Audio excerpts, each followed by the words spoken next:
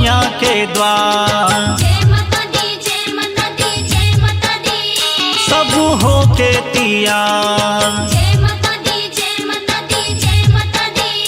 चलो मैया के द्वार सब हो के तैयार चलो मैया के द्वार सब हो के तैयार एकर दर्शन करे बर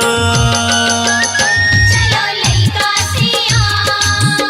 ओकर पूजा करे बर चलो लइका सियान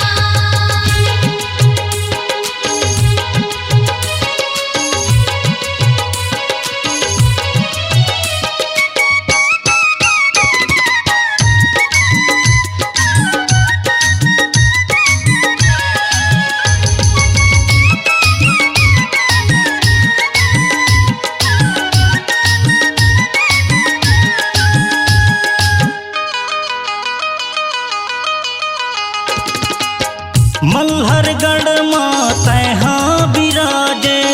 डिंडेश्वरी कहाए वो दिनेश्वरी कहाए मैया दिनेश्वरी कहाए वो सब भक्तन के दुखे हरे तैं वहाँ सोना बरसाए वो उहा सोना बरसाए मैया उहा सोना बरसाए वो चलो मैया के द्वार जय माता दी जय माता दी जय माता दी सब हो के तैयार जय माता दी जय माता दी जय माता दी चलो मैया के द्वार सब हो के तैयार चलो मैया के द्वार सब हो के तैयार एकर दर्शन करे बर चलो लइका सियान ओकर पूजा करे बर चलो लइका सियान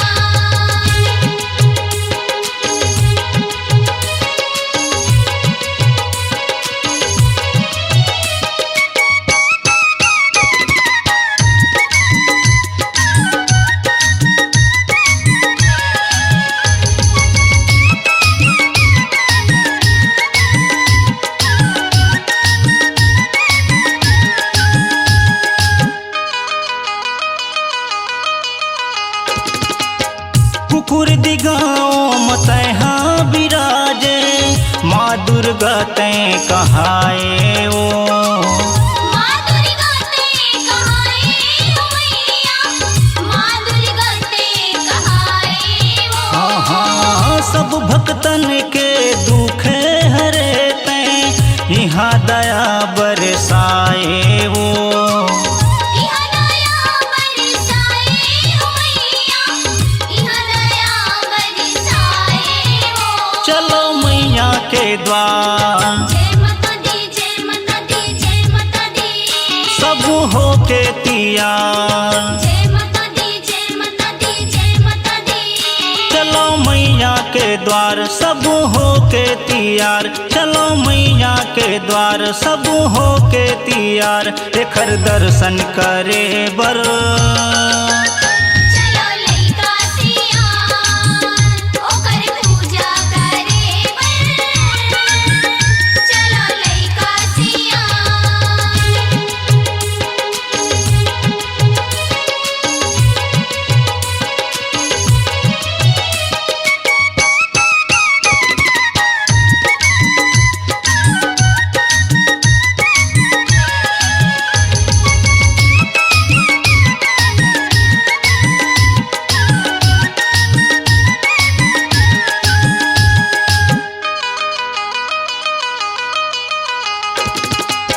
रतनपुर मातैहा बिराजे